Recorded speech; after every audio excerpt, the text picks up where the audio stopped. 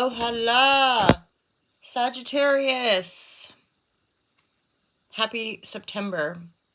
It's MJ from All to Love TV. Happy to be here with you guys. Let's pull a few cards for my Saggies. You guys take what resonates, leave the rest. You know this is mainly for entertainment and a way to connect with you guys. I have merchandise, online courses, and I offer the tarot and online yoga. Feel free to check any of that out. Sagittarius, for the month of September 2023, divine guidance and loving clarity. I'd like to offer these free monthly readings for you guys. Little live shares and Patreons get first access and ad-free content. Saggy. There you are, Sag. There you are, Sag. Oh, 5 of Cups. Sad. Sad Sag. Sad Sag.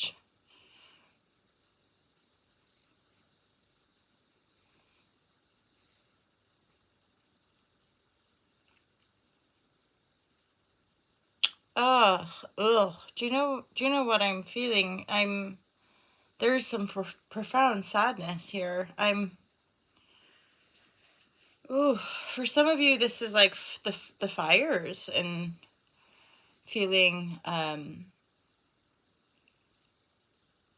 just the losses, right? And this being burned. Oh, the pain and sadness is overwhelming. It's so much love for you guys. Let's get a little bit more clarity here. I'm not gonna lie, this energy has not come through any of the other readings yet, and I feel like crying. This is really profound. Sagittarius, I'm sending you so much love. This is connected to a sort of, these are people mourning the fires. People are mourning the fires and the losses and the being burned, and somehow my Sagittariuses are bringing this energy to the reading, to the channel. Ooh. Divine guidance, loving clarity. There's definitely a love here coming in. There's the Lovers and the Two of Cups.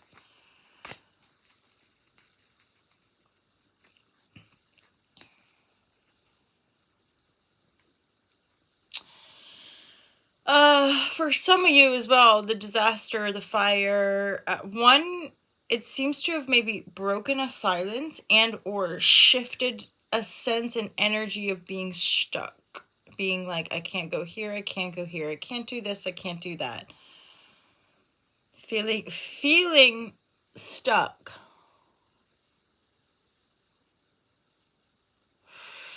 I do sense for some of you it's possibly been a while as well. Like, maybe you've been looking for work for 7 months or...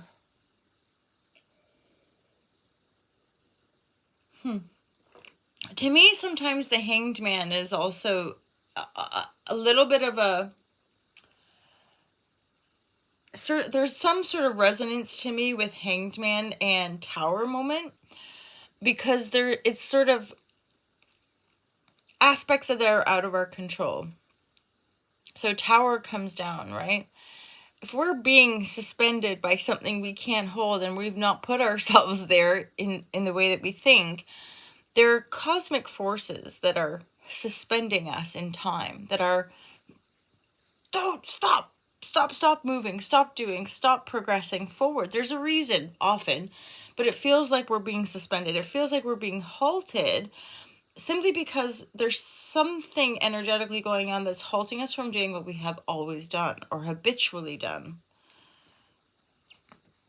And these transitions for you, this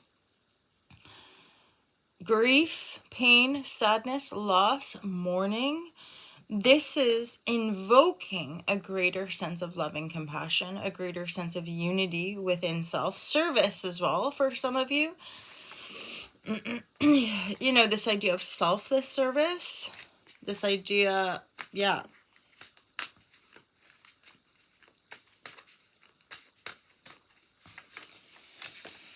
So I'm gonna pick a few more cards here just to get a little bit more clarity. So there's the Crow card, which is making me think, I always think of the mystery and kind of having this energetic that you can sort of peel back and look behind the veil, as it were, to see into some of the mystery. So I'm getting the message as well that some of you might be heading out on your own on a quest. I did pull that in the reverse. I'm not taking it in the reverse for whatever reason. Intuition reigns supreme. Do you see? I see that there's a new tank top. Although I made a whole freaking series of Intuition reigns supreme, and then just yesterday realizing that quite a few, if not most, if not all bar one, the white tank top was fine, but all of the other Intuition reigns supreme said into Tish. Into Tish reigns supreme. Like, no. Yeah, and then I went through and checked them, and indeed they all said into Tish or something. Into Tish. Oh my god. Anyway, that's part of having an editor. Someone to look over. Although, I put them out there and nobody caught it. Nobody saw it. So, there you go. So, you're having to change your mind around some of this grief and loss. It's like being present for somebody, and as far as coaching or listening or what have you, being present is different than enabling. It's different than advising or offering up an opinion. Being present is just like offering up the stillness of the void. It's like opening the space so that the other also has access to their infinite intelligence, their intuition, right? Presence, that's it. And then unless there's some, like in my experience, every time somebody will work it out. And increasingly I'm finding it better to hold the space when I give myself permission to not engage, right? Like to not, have you guys seen these, like, to not engage in somebody's story, or to just simply, what?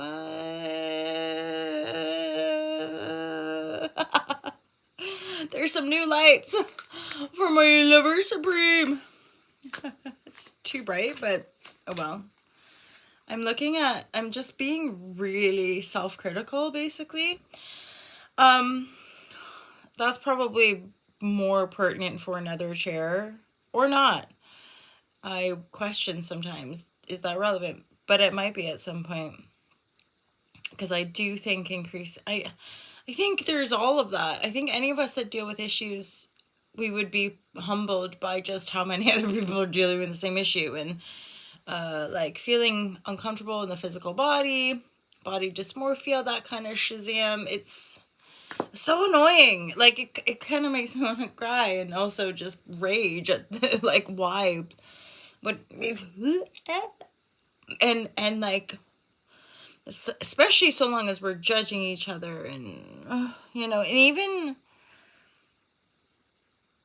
who was it? Someone in my myths recently was like commenting, and just, and I fall right into it around like just judging, and it's so gag. Anyway, we're all hard on ourselves, but then we are often really hard on other people, and it just like, it hurts. When I usually come back to myself, there's like this processing of a bit of pain, because usually if we're judging us, not usually, almost always, if we're judging someone else, it's because we're like hiding from something inside ourselves. I don't know.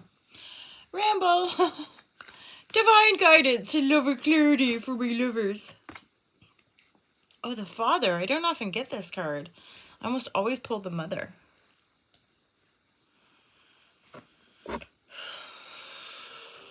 So the Spirit. So there's something, obviously we talked about the disaster, some fire energy here, right? And holding the space. And I feel like there's a reading recently, maybe the daily reading somewhere, where like being protected, being watched over.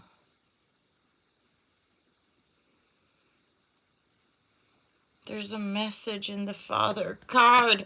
There's a message in the Father card. Something about, like, the times are changing. Well, like, you're a genius. The times are changing? Really? But no, it's not. More about, like, a rising consciousness in the fray of, like, what seems like just pure, like, no static noise and chaos. There is a rising truth. This is a collective message. Yes, there is, like, there's some sort of mystical cosmic truth that is, like, being born, and as that is being born to rise greater truth on the planet in a remembrance, all of the, like, it's like all the world that's attached to the coin is, like, falling apart. And the true patriarch, just like the true matriarch, as in our inherent potential, wisdom, and grounded connection in reality as humans on this planet, that is being born to rise into the truth of its knowing. And it's like the truth and reality of the sacred awesomeness is so awesome and true that it really does make the other be like, that's some bullshit right there. You know, that's some Solomon bullshit right there. I don't but yeah, there were, I don't think my cards here could predict a timeline. I'm not somebody who likes to seemingly propagate any kind of projective analysis because it doesn't feel comfortable for me. However, this is a collective message about this is it. We're here. That we are experiencing a long-standing aspect of our human collective consciousness that is dying, dead, done. We're like, and I also recognize that we are having such astounding scientific breakthroughs of our own, what is reality, thus our consciousness, and that evolution is also that evolution is naturally breaking down the walls and structures that align themselves with a paradigm that no longer stands, right? And so this evolved consciousness, this greater quantum truth and reality of how we exist in the cosmos, which is different than how we exist on the planet, and yet we're bridging that gap, right? And that bridge is what a lot of us are kind of walking along. And I dare say some are already on the other side, kind of building new earth. But again, a lot of this I think can be taken far too literally.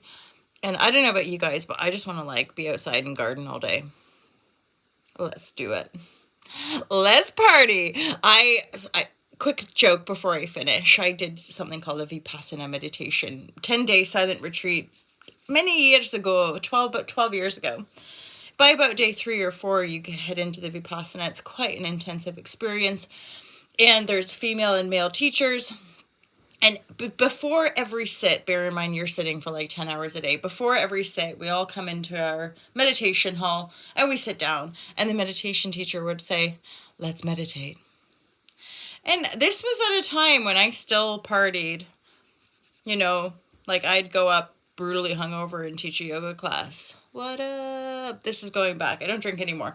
However, during the Vipassana, after about 3 days of my teacher going, let's meditate, my little noggin was going, let's party.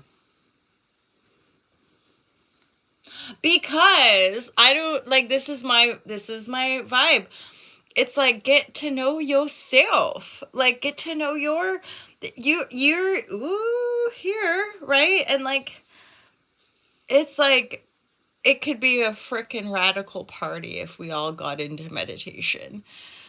And if we all got into our own consciousness and left behind the material greed of our past age, which just dang near destroyed us at our home, it's like we need to evolve, you know? Oh, I'm rambling on for England, but that's okay because I'm Canadian and I'm not patriotic. You guys, I hope you have a great day. I love you loads, and throw her a comment if you made it to the end, and high five. What? Another 5, 2, 1. I know how to count. Thanks, you guys. Thanks for being my internet friends. And of course, book a reading, buy some stuff. Most importantly, just keep loving yourself because the universe loves you too. Okay, peace. Bye.